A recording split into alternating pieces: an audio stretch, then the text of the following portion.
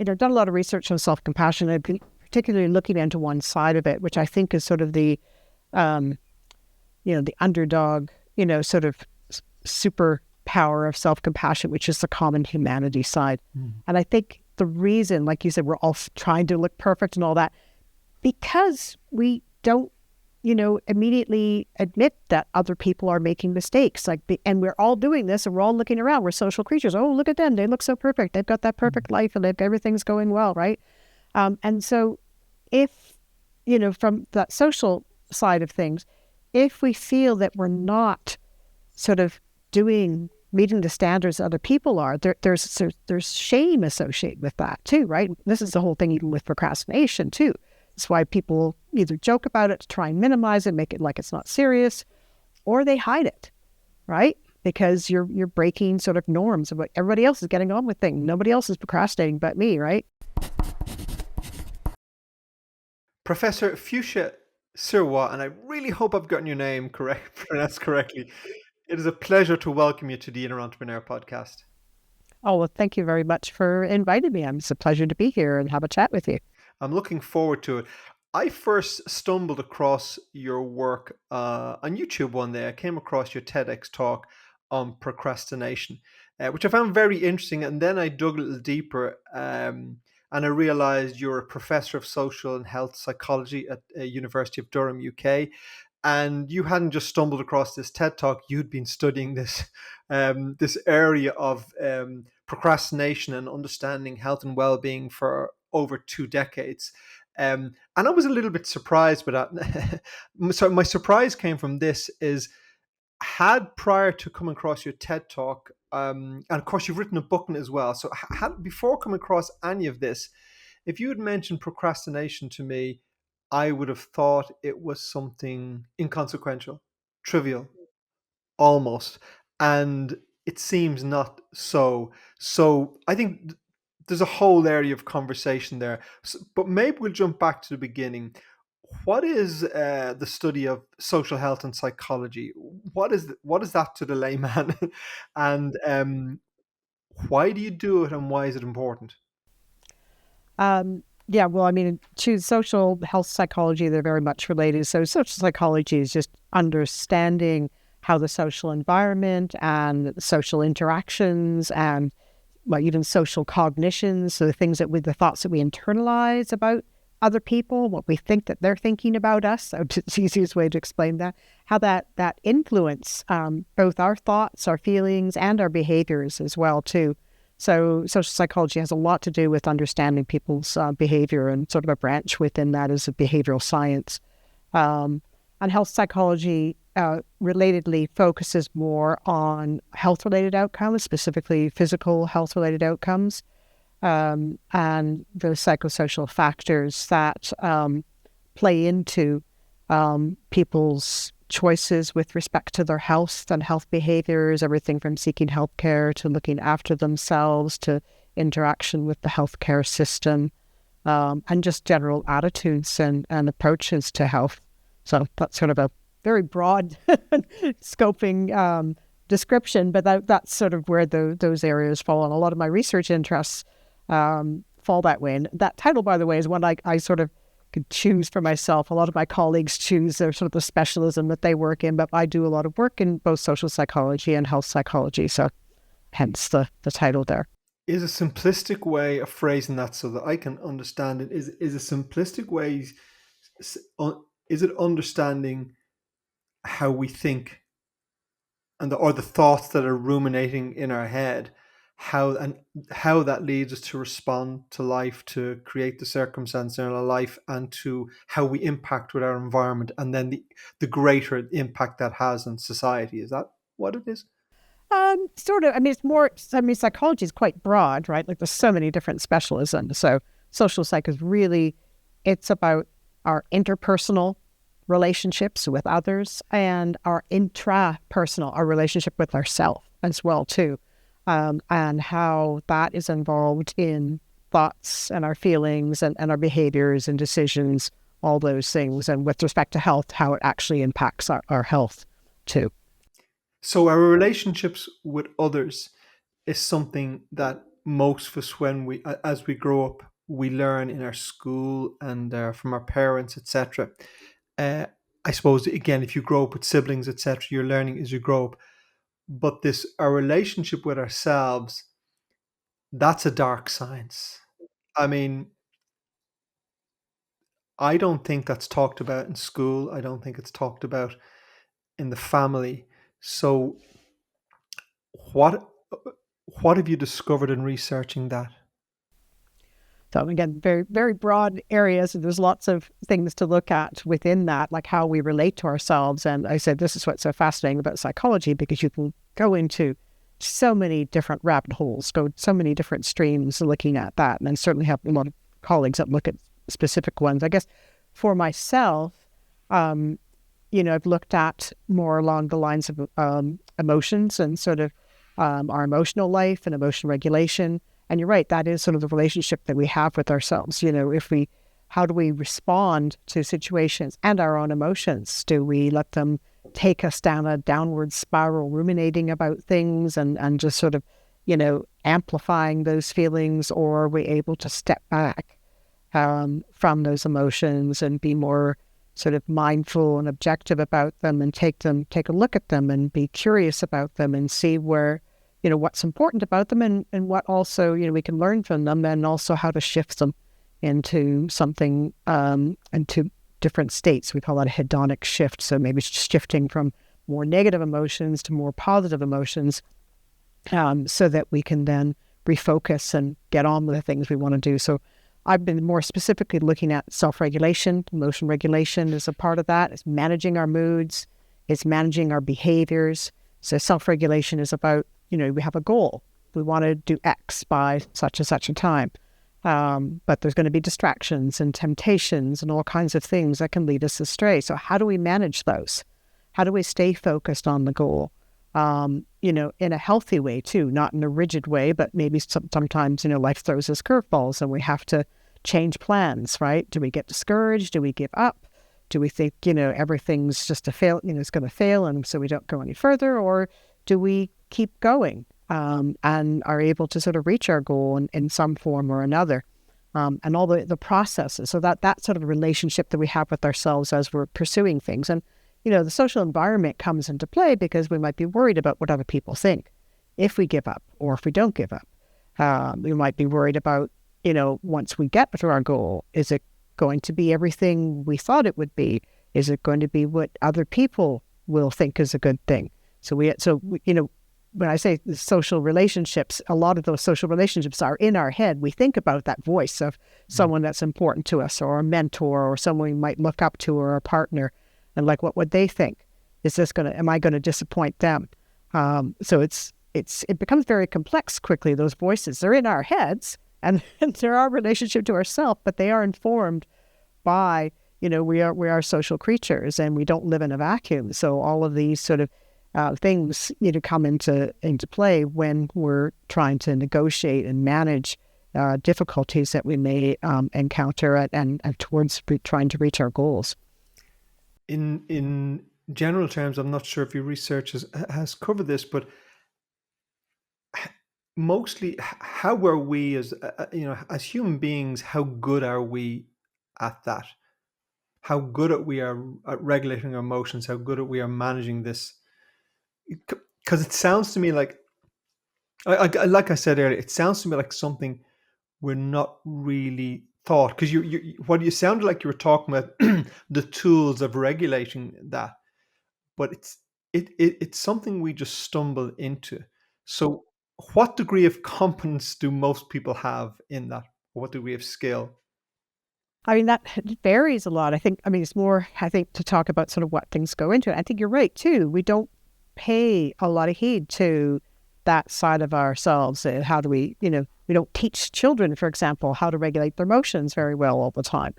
Someone starts having a tantrum and we might give them a timeout. Like, that's not showing them, that's showing a consequence for poor emotion regulation, but it's not giving them the tools. And those tools may not actually be even something that they can understand or utilize until they reach a certain age. So there's been traditionally a lot less emphasis on emotion regulation in terms of education. And we teach people about set your goals, time management, all these very rational, Mm. cognitive kind of, clean approaches, right? And then when we run into problems, we kind of, people don't know how to handle them. They don't have those tools necessarily all the time, unless, of course, they've had good models around them. So as human beings, we tend to, we learn a lot of our behavior by looking at others, right? And that's what I was saying before about sort of the social side of things is that, it influences our behavior because we see, oh, they did this in this situation and that worked. I'm going to try that. And so we're constantly learning from our environment and our social environment. And if you were lucky enough to grow up with parents who had very good emotion regulation skills, chances are you probably have Mm. better emotion regulation skills. But if you had parents with very poor emotion regulation skills, you never had sort of a model of what that looks like, what healthy emotion regulation looks like. And so you do have to stumble around a bit more until you might encounter friends or partners or mentors or other information that'll help you learn to manage those emotions better. But it is a learnable skill, definitely. Um, and I think, the whole emotion regulation side too, this is a bit of interest to me with my research specifically as to how it relates to the phenomenon of procrastination, which is to me a byproduct of poor emotion regulation. Like it's not poor time management, it's not character flaw or laziness or anything else. It's just inability to manage emotions in an effective and healthy way. And so when people don't have those skills, they don't have some, that knowledge or, previous experience or models to draw upon. And it's really not pleasant being in an aversive state. We want to get out of it quickly, right? So you avoid it. So avoidance is a quick and dirty tool to help you manage your emotions, but it's not a long-lasting tool. And this is where the problem lies. And that's essentially what procrastination is. It's an avoidance, emotion regulation strategy to manage some uncomfortable or unpleasant or difficult feelings you might have about a particular goal or task that you have to carry out. But don't we all procrastinate? Doesn't every human being at some point in time? I mean, I confess, I mean, everyone does, or do they not? So does that mean we're all to some degree struggling with our emotional regulation? I mean, possibly that's one way to look at it. There are some people that don't. There's Okay. some people that are like a very small proportion who are actually anxious about being, delaying things so much so they go the other extreme, which may not always be a good thing either. Um, And it's probably another side of an emotional challenge. no. Yeah, because they're trying to manage their anxiety by taking steps ahead of time. And, Yeah, we it's see just a this different phenomena. manifestation. Yeah, exactly. So, but yes, most people do. It's the question is how often you do it, how pervasively you do it, um, and how consequential that Mm. procrastination is. So, the more that it becomes a general way of managing your emotions across all important life domains. So whether it's just your work life, your personal life, your health, your finances, your academics, if you're using it across the board, that becomes quite problematic because you now amplify the problems that might happen from one or two instances of procrastination. And as well, it sets up a dynamic, an inner dynamic, because that you're procrastinating all the time. And there's been research on people who have this chronic tendency to procrastinate. And, what they found is they engage in these ruminative types of thought, these sort of what the researchers called them procrastinatory cognitions, which is a bit of a mouthful, but it's basically just people ruminating about their own procrastination. Why am I procrastinating again? What's wrong with me? Why can't I get started? So it's not bad enough that there's some task that's causing you some grief because it Mm. threatens your self-esteem or raises a bunch of worries or, gets you sort of emotionally time traveling to when you're working on the task and how difficult it's going to be. It's then once people procrastinate, they find themselves in that loop again and they can't get out of it. And so then they get further, more harsh on themselves about being in that loop and wield all these other, self-derogatory thoughts towards themselves, which makes them feel even worse. And so that's really, I think, the specific difficulty about when it becomes more habitual for people. It leads to another series of problems, which can get people entrenched in this way of dealing with their emotions and make it very difficult for them to get out of it. So when I say we all procrastinate, And I suppose by that, I mean we all will at time have something on our to-do list. I'm a list maker, so every day I have stuff on my to-do list, and I get satisfaction from removing it. But there will always be something like I have one column on an Excel sheet, and I pop this over in the morning. There will always be stuff that remains on the right hand side for weeks and weeks and weeks. Um, is But is that procrastination though? this is what I'm trying to understand. Yeah, is that Yeah. procrastination, or Yeah, even not is that not really. prioritization, or is it procrastination? Well, that's just it. So it can be reprioritization. Mm. And I think, the biggest mistake I think a lot of people make is confusing procrastination for your garden variety delay, Mm. right? So there's a lot of reasons we might delay something. We might delay something because something more important came up and we had to reprioritize. We might delay something because there was an emergency or somebody asked us to delay that task. So in both instances, that delay is necessary, right? There's a reason for that delay. Whereas procrastination, it's unnecessary delay, and it's voluntary. Whereas if someone's asked you to delay something, that's involuntary. It's not your choice. You've been told to put this aside. Um, the other distinguishing feature of procrastination versus delay too is that there's going to be negative consequences, right? So we all have these, like you said, these lists. It's a classic thing, Yeah. and I do lists as well too. And sometimes we do those lists, we put more on that list than we know will ever accomplish. So that's not really Mm. procrastination. That's just aspirational things that Yeah. you'd like to get to, Yeah. Okay. right? And if you don't get to them, then they move forward to things, and it just shows you that they're low priority. And so one of the other parts of the definition of procrastination is it's the unnecessary and voluntary delay of an important, Okay. not a trivial, but an important Yeah. and intended task. You said you would do this, right? And then the last part, which is really critical, is despite knowing that there's going to be harmful consequences for either yourself or others if you do this delay.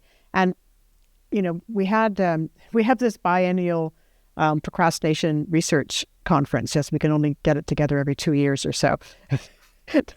This is the running joke with us, but I can this was imagine. it was in Utrecht this year, and we got some really interesting discussions, and people were debating about the definition of procrastination, and it's like, well, does it have to be this? There's delay. What if you don't know? Well, we had a philosopher running it, and so he was quick to point out that it's implied. You kind of, even if it's not first and foremost in your mind Mm. when you're doing this delay, there's an implication. You kind of reasonably know that if you don't make that bill payment on time, Mm. you're going to get a penalty, right? Even though you might not be thinking about it. So there's lots of things that we delay, and we don't know what that negative consequence is, but we do know that it's likely to have a negative consequence. So, and that's what really distinguishes procrastination from other forms of delay. It is harmful delay. And it's harmful delay that we, voluntarily Mm. did, and unnecessarily did. Mm. And it was for something that was important. And I think that's tied to the importance. Unusually, you putting up unimportant tasks don't tend to have negative consequences. Well, I think that expression of harmful delay certainly clarifies it a lot for me, because I tend to, on the right hand column of my to do list, throw things down there so I don't have to think about it. Like, oh, I need to do this. And I drop it there just because then I don't have to worry about it. And then I see them on the list, and then any given day or week, I pull them over. And there's certainly 2 or 3 items on that list that have been there for weeks and weeks, and I haven't gotten to them. But when you define it that way, and I look at them, I go, they're not. None of them are actually that important. If they never done, it's no big deal. There's no consequences really to me or anyone else in them not getting done. So the reality is, maybe it's late. I just haven't prioritized them because they're not that important. I'm not ruminating about them. I'm not stressing over it. I'm not worrying about it. I'm not thinking about it. I'm not having an emotional reaction to it. It's just something I haven't done. So that's a whole different thing to having something that I know I need to get done. that is going to cause a problem for me or for others, and I just can't seem to get round to it. So I'm sure I've had items of that on my list. No doubt, I can't remember any, but I'm sure they've been there. If someone is listening and they go, "Oh, that's me. Yeah, I meant to do this and I didn't, and if I don't get it done by next Tuesday, it's about whatever." What do they need? I mean, they're aware of it. I mean, they know it. How can they approach that? Yeah, no, that's a great question. I think, the first thing is to, I think, identify, the emotional side of whatever that thing is. So what is it about that task? How does that task make you Mm, feel? And this is the thing, people are trying to avoid those feelings by not thinking about it, by not doing it. mm, And so there's going to be, it can be a little bit of discomfort initially and going, well, why do I feel so avoidant about this task? What is it? What are the feelings connected to that task that I'm avoiding? And they can come from so many different places. I know I was talking to somebody a few months back, and they had problems going to the gym, and they just couldn't get to the gym. They knew it was good, they knew it was healthy for them and everything, and they're just like, and there's like, when I think about the gym, it doesn't bother me. I know it's a good thing and all this. It's okay, but so what's going on? What's happening with the gym? And so when they started probing the whole gym thing a bit more, then it came down to, well, I don't particularly like working out with other people watching me, okay. right? We're a And deeper so, issue coming out here. yeah, yeah. And it was like, but that shouldn't really bother me. And so they kind of went further into it. And it turned out that when they were back in high school or what have you, like a teenager, they had a good friend. And that good friend was quite fit, and was all, quite athletic and everything. And they were kind of, I think, going to the gym, and they had, that you're a vulnerable age then, right? A lot of peer pressure, and everyone's checking everybody out, and what you should and shouldn't be doing, and how you should and shouldn't look. And every time you went to gym with this friend, they just felt horrible. They felt they weren't as fit as them. They didn't look as good as them. And it just really took a hit to their self-esteem. So, but they kind of felt like they had to go because their friend wanted them to go. So this left them with a feeling of dread. So then as an adult, they see the gym, they associate the sense of dread and being judged by others and not being good enough or being good as their friend with that. And so that's the emotion that was there, but it had been so buried that it just came out as like, I don't like other people judging me, but even though that doesn't really bother me that much. Well, it turned out it actually did, because it was an old emotion that had been sitting there buried under this association between going to a gym, feeling you're not good enough because of an old friendship, and that being triggered every time they, were asked to had an opportunity to go back to the gym again. And so that's why they were avoiding it. But it was all emotional because there was no logical reason for them to. And once they brought that up into the light, then it became easier to work through those emotions and see, okay, that's pretty irrational, or what can I do to kind of minimize those feelings? And I think that's the first step then, is like, first of all, what is that emotion? Sort of, name it so you can tame it, right? You have to know what it is you're dealing with. Is it a feeling of just lack of self-worth, or is it, stress? Is it anxiety? Is it frustration? Like, what is that particular flavor of negative emotions? So once you name it, then you can tame it. And then also just sort of seeking the source of the other thoughts and other things, you might say or do to yourself that actually amplify it and make it worse. So, a lot of times, our perfectionistic thinking or rumination or just playing hard on ourselves and critical can actually make those negative feelings that we have about the task, even stronger, and sort of take hold to the point where all we want to do is really avoid it and run it in the opposite direction. So yeah, first step, just figure out what that negative emotion is, and then seek the source of it. Where is it coming from? Is it something from the past? Is it something that you're telling yourself now that's getting you into, a state where you're too overly worried about what other people are going to think, so that's, if you can't do it perfect, you won't do it at all kind of thing. what strikes me as because I like the story of someone going to gym because we all relate to, and while you elaborated and kind of uncovered, stripped away what might be going on there, what I'm thinking is what most people would have done is immediately, long before you explained all of that, just called that a discipline issue and jumped right in after 5 seconds ago. And the problem here is that, Paul, is you lack discipline. Now get your lazy ass out of bed in the Monday morning. You need to be disciplined. You need to be, yeah, what's it, man, David Goggins or whatever. I mean, you need to be just You just because I think that's what people immediately think. It's probably what I immediately think. It's a discipline issue. Get your shit together. Um, where that pointing people to that discipline, and maybe by the way, there are some people who are very disciplined and can force themselves, but it's not solving the problem. it's not solving the problem, and it's going to raise its, it's going to have an effect somewhere It's going else, to push and it. I think that, and yeah, I mean, you raise a really good point. Yeah, that's our first go-to. It's like more willpower, more discipline, overcome that. Yes. Instead of actually, being more compassionate and being a bit gentler with ourselves and saying, hey, there's an emotional barrier here. Why don't we just remove the emotional barrier? Why don't we look at that emotional barrier, deal with it, help remove it, and then, you know, the discipline and the willpower that we all have, right, will just kick in naturally on its own instead of looking to a point of deficit, and saying you lack willpower, you lack discipline. And no, that person may actually have all the discipline they need Yeah. if that's not the issue. If there's an emotional barrier there. We need to be, aware of that. We need to treat that in a more serious manner and in a gentle way, in a compassionate way.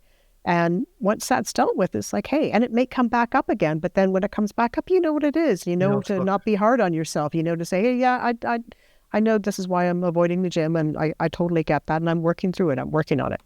Yeah, exercise, thankfully, is not something I have an issue with. And I was talking to some, but that's just my nature. And I was talking to someone about it recently, and they said, "Yeah, but you're very, very disciplined." And I thought about it for a moment. And said, "No, I'm not disciplined." They said, "Of course you are." I said, "No, no, no, no." I said, "I want to do it. It require like I enjoy exercising. It's become part of my routine for decades. So you don't require discipline to do something you want to do. So you require discipline to do something you don't want to do. And the question emerging here is, well, would you be better at that moment exploring why you don't want to do it?" Uh, and I'm not saying discipline doesn't have its value, but it would Yeah. seem more value. Oh, But fine. but the question that was coming out, because you spoke there about, because obviously now when you're stepping back from a minute and going, well, why is it I don't want to go to the gym? Again, it seems like a trivial thing, and then you explore it and you realize, no, this is not this is not a trivial thing at all. And you spoke about your feelings, your emotions, and your thoughts, and I'm wondering what is the difference, because I look at negative thinking ruminating on my head, and when you speak of emotions and feelings, I think of those as being physically felt. Like I will, if you say something offensive to me, I will have a thought come, "God, wasn't she rude? That was hurtful." But I will feel it. Well, I will feel it physically. So when you're asking people to explore that, what are you asking them to feel a feeling? For me, it might be my heart might raise a bit or something because you've been rude to me or something. So there's two things going on for me. It'll be a physical sensation, and it'll be my thought going around. Which are, which are we pausing to explore? Yeah. Um, It's a great question. And I don't think there's a universal answer there because I think it's different for different people. Some people get to their feelings through thinking about it and looking at the thoughts and then sort of going, ah. And some people, like you said, might just have that initial something doesn't feel right. They don't know what it is. And then they need to sort of explore it a little bit more. So some people are more cognitively oriented. Other people have very strong emotional reactions and gut feelings. Like I think most of us we do have, because especially more negative emotions are connected to some of the stress response and the threat centers in our brain and that. So we do tend to have those physical reactions, but not everyone is as aware or is in touch with those physical reactions. Some people are more so, and I would probably venture to say that those people like yourself who are do a lot of exercise and, you already have a strong body awareness because of your decades of exercise, right? You have that feedback loop between your body and your mind and your emotions. So, that is very well, finely tuned with you. But for people who are perhaps less physically active and not as much focused on that side of their life, that might not be the case, right? So yeah, I think it's recognizing, so that's the reaction for you, emotionally, and how you might approach it. For somebody else, it might be something else. It might trigger certain thoughts, or it might trigger attention, or that they're not even necessarily aware of. And I think, that's really the key there is getting that awareness. And this is why, one of the things we found in our research, is one of the things we recommend though too for people who are struggling with procrastination, is just a general approach is just developing a bit of mindfulness, right? Because what mindfulness does is it allows you to kind of sit with your experience, right? So how am I feeling right now? Like, am I getting at that tension? Am I feeling it in my heart? Am I feeling it in my stomach? Like what's going on with me right now, without judging it, right?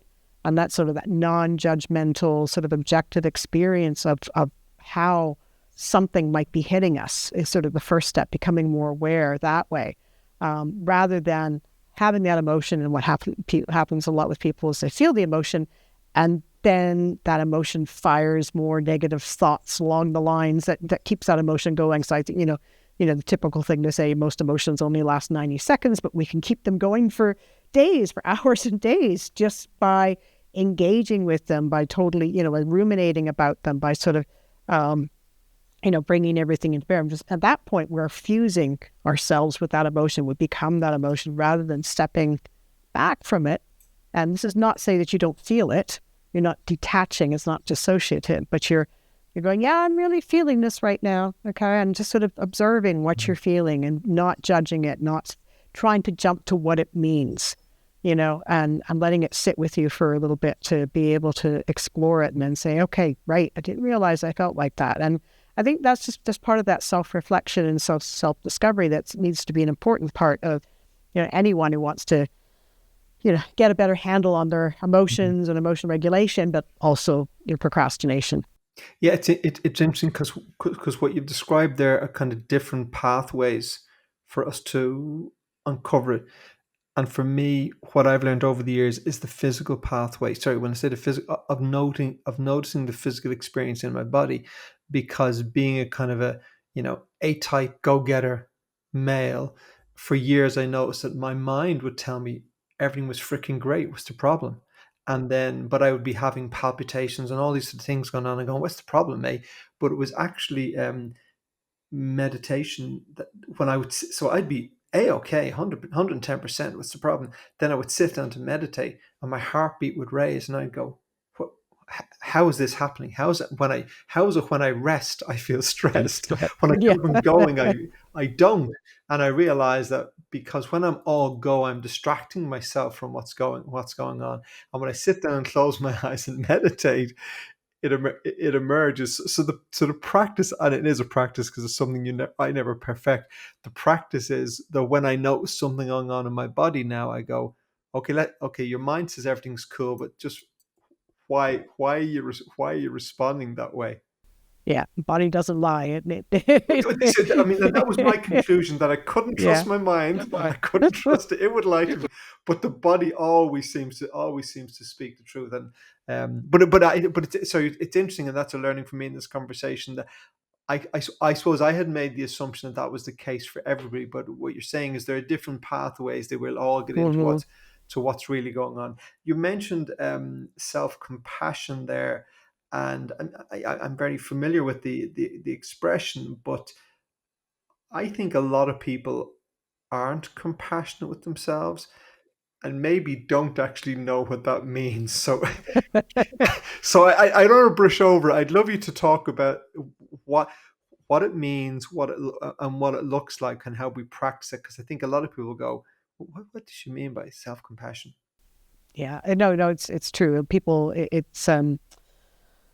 we know what being compassionate to others Yes. is, Yeah. right? Like, and we're good at that a lot of times, but being compassionate to ourselves, like one does not go with the other. I think there was research to show that the correlation between them, the association is only something like zero point 0.3, which means there's only like 10% overlap or something. That was just one study, but just because you're compassionate to others does not mean that you're compassionate to No. yourself. But it is basically that it's showing the same accepting, kind, non-judgmental, um, you know, uh, mindful approach to our own difficulties that we would to a friend, or family member or somebody who's in need.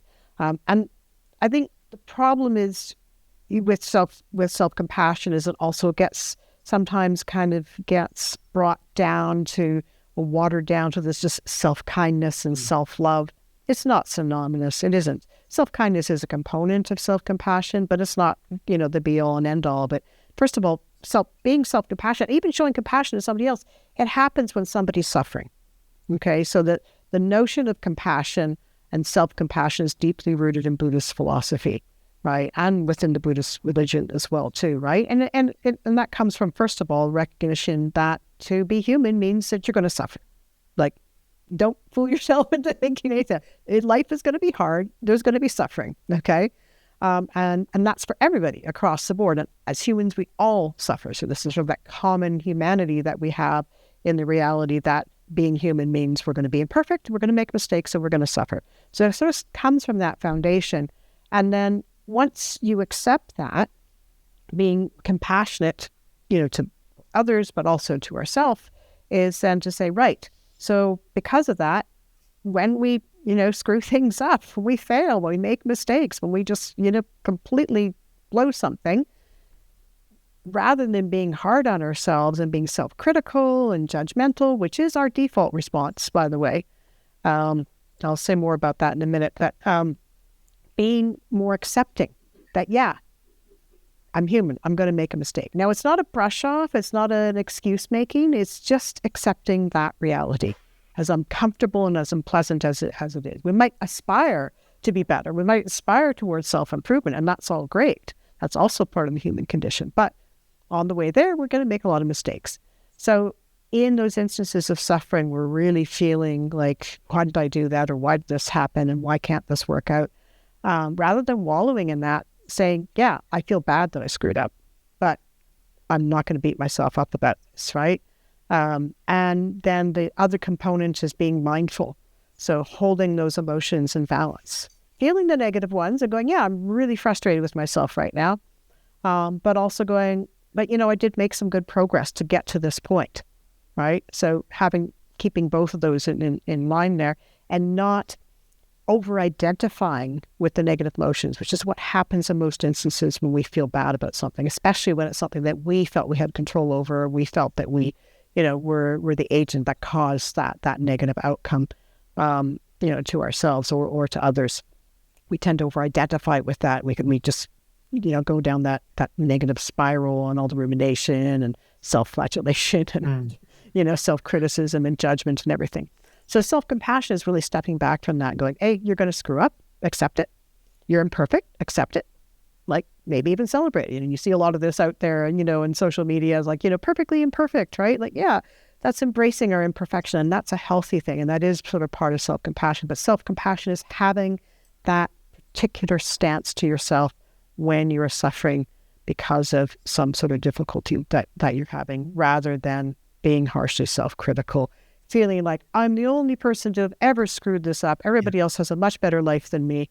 A little bit of self-pitying there, right? Which is isolating. It isolates you. It says that you're somehow different than everybody else, that everybody else would just not make a mistake, which is ridiculous because we all do, right? And then over-identifying with this feeling. So that would be sort of the dark side of self-compassion, or low self-compassion. And yet, to some degree, I'm going to say we're all guilty, and maybe that's not true. Maybe at times we're all guilty of pretending to be a little bit perfect, and we're all pretending, putting on that face, because we want to be liked, be loved, to be respected. So we're all pretending to be a little bit perfect, and we all know it's completely untrue. Yeah. Uh, but what struck me there, and I want to ask about, is this line between being compassionate to ourselves and wallowing, because I think that's what sometimes people are trying to avoid, because when something negative happens in your life, wallowing is not help. It's not helpful, and sometimes people do get stuck in a moment for the rest of their lives, and that's not helpful. And you need to get up off your feet and get out of that. So I suppose it's how do you do that gently? Maybe is the question. How do you go? Okay, that was tough. I feel awful. How do you do it gently? Maybe is what I'm wondering. I think so. I mean, and that's no, it's an excellent question. I think, you know, done a lot of research on self compassion. I've been particularly looking into one side of it, which I think is sort of the, um, the underdog, sort of superpower of self compassion, which is the common humanity side. Mm. And I think the reason, like you said, we're all trying to look perfect and all that, because we don't, immediately admit that other people are making mistakes. And we're all doing this, and we're all looking around. We're social creatures. Oh, look at them. They look so perfect. They've got that perfect life, and everything's going well, right? And so if, from that social side of things, if we feel that we're not sort of meeting the standards other people are, there's shame associated with that too, right? This is the whole thing even with procrastination too. That's why people either joke about it to try and minimize it, make it like it's not serious, or they hide it, right? Because you're breaking sort of norms of what everybody else is getting on with things. Nobody else is procrastinating but me, right? And so once you get over that and you just sort of recognize and just are able to kind of join with other people and have people talk more about the problems that they have and the difficulties they have, and seeing that, like, hey, other people have made exactly the same mistake I have, maybe even worse, right? And recognizing that common humanity in our imperfection, in the mistakes that we make, in the screw ups that we make, it takes a burden off of you, right? Like, it makes it easier then to not be so hard on yourself.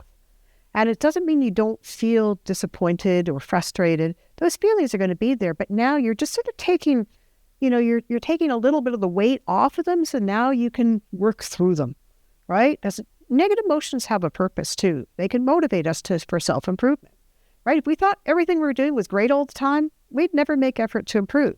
So we're going to screw up, and maybe that's, the path to self-improvement and becoming, better people and reaching our goals and all that. But to do that, then those failures, you're going to have those harsh experiences. Self-compassion then is taking that gentler approach, is recognizing that from the bigger perspective that, yeah, this is part of the process of self-improvement. I'm going to screw up, and if I don't keep going, I'm not going to get to those goals. But more importantly too, go talk to other people. Like, don't isolate yourself. I think not hiding our flaws from others, hiding our mistakes from others, hiding our failures from others is like the worst thing that you can do, because it just reinforces those self-critical thoughts, those thoughts to be hard on yourself instead of being gentle with yourself when you make those mistakes.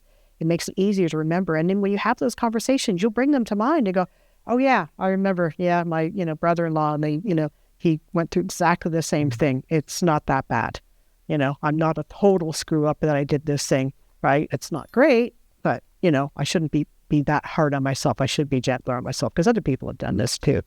So I think it's that realization that helps you be a little bit more gentle. I guess that's my long-winded way of answering your question. I think it's funny because in this world where we try to be perfect, and where perfection is presented to us on social media, and yet when you walk into a room and you meet someone presenting themselves as perfect, or people presenting themselves, myself and my wife were watching something on TV during the night, and it was all these beautiful, wealthy people, and it was, it was just like, and I just said to my wife, "Ah, I would not want to walk into the room, because it just felt so fake, so insincere. It was like, I'm going, if that was a party I was invited to, I just would not want to be there. And it's funny how we have this urge to present ourselves that way. And the truth is, when you meet someone and you sense vulnerability, and Mm-hmm. honesty and authenticity,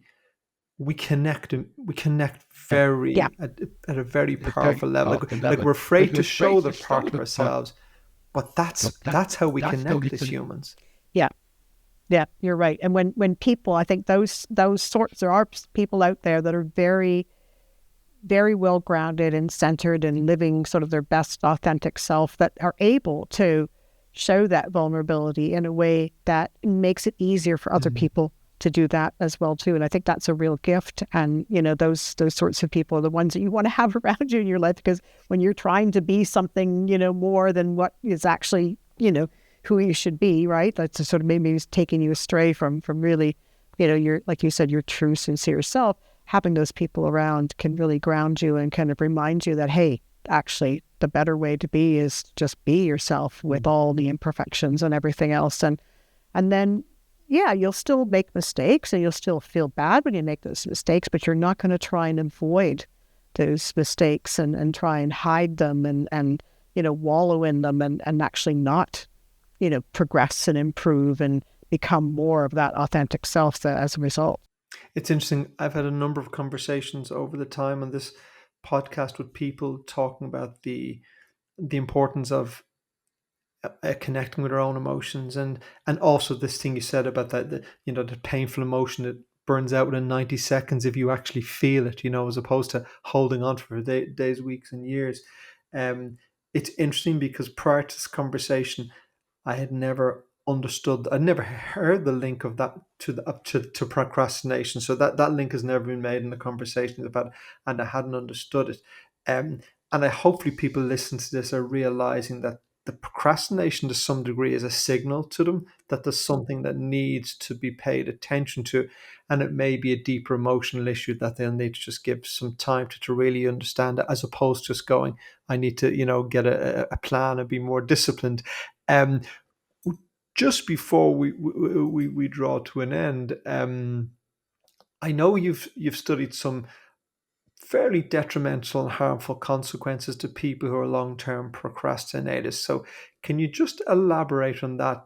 Because I suppose what I want people to realize is that if this is something they recognize, they shouldn't ignore it. It requires some attention. So what are some of the implications of people just going, I don't want to pay attention to that? No, yeah, it's great. This is, I mean, we think it's as though they don't get their goals done, so Yeah, they're what's the big deal? not productive. Yeah. Yeah, well, okay, so you know, um, there. So if you don't get your goals done, let's look at a workplace. Thanks. I've done a little bit of research on this with some researchers at the University of Amsterdam, business school there, and so there's, first of all, if you don't, in a workplace procrastination, you don't get your things done. A couple of things happen. There's reputational damage. So we did a study where we presented people with 3 different scenarios with a new coworker who's coming in, and they were described either as a non-procrastinator, a moderate procrastinator, or like an extreme procrastinator. Like that's all they did.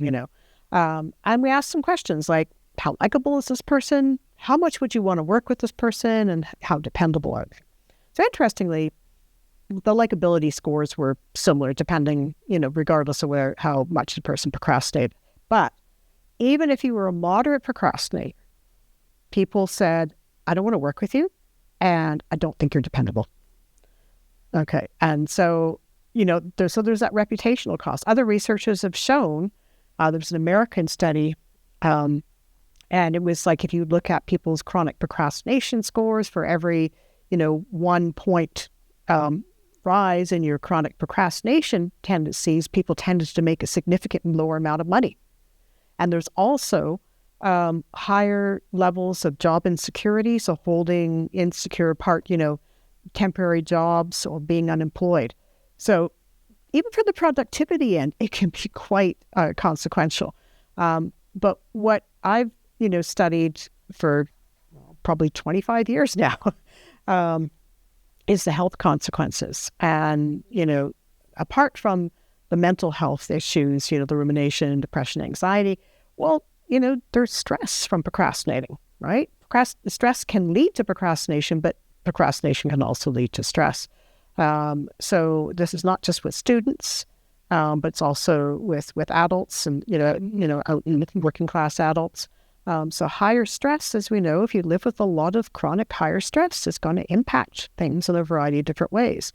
Also poor health behaviors, people who put off everything, other things in their life also put off going to the gym, right? And eating healthy. And and doing, going to the doctors when they need to, or going to the dentist.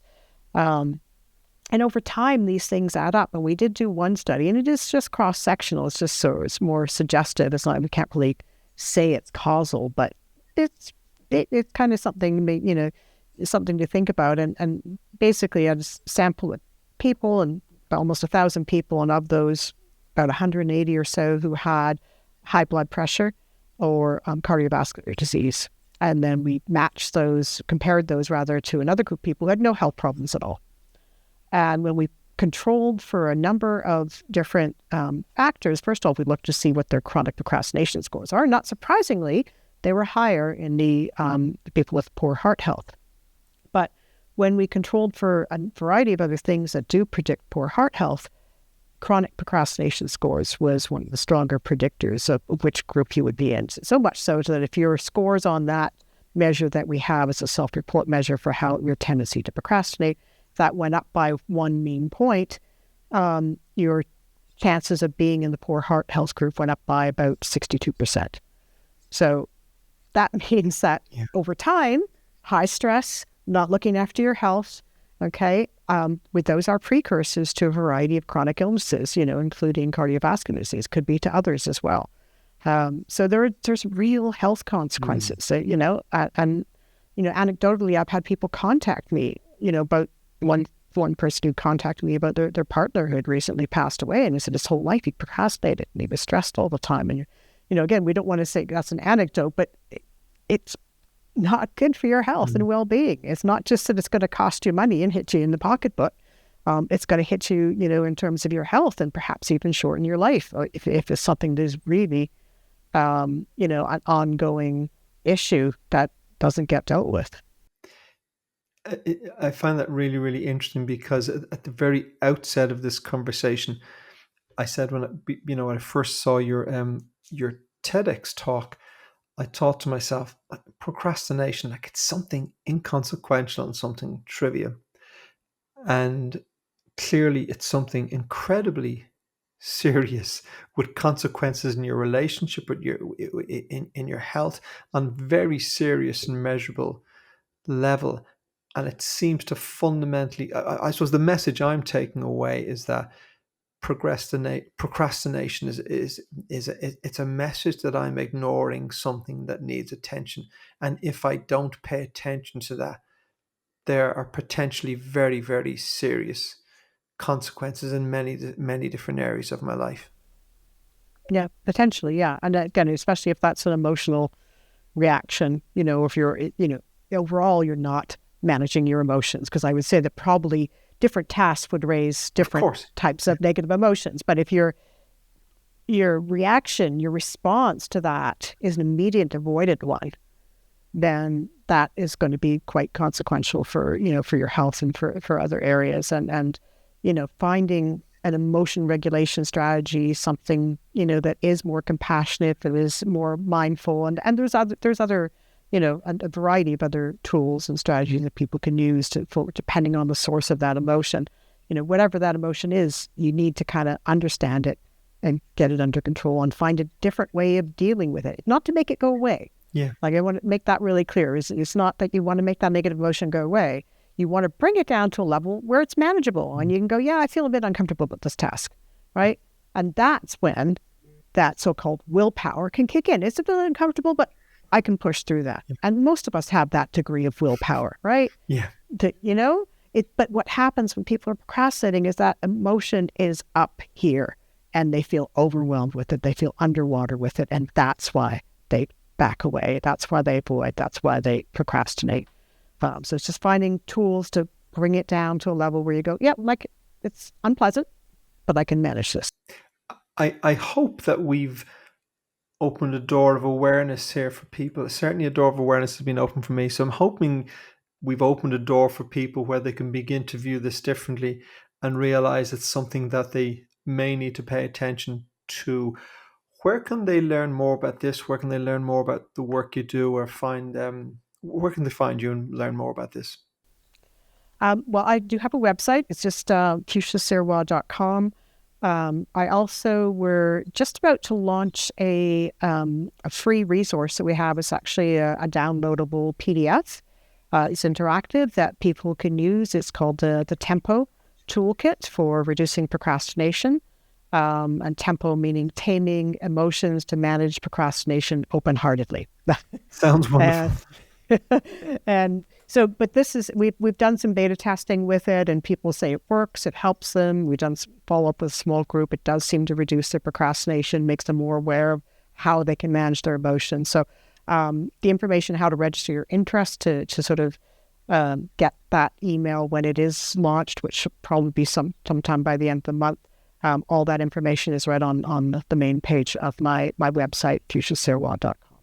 Excellent. Thank you so much for the conversation. I really enjoyed it, and we will stick all that information in the show notes for anyone who's interested in pursuing it forward. Thank you very much. Okay, thanks, Paul.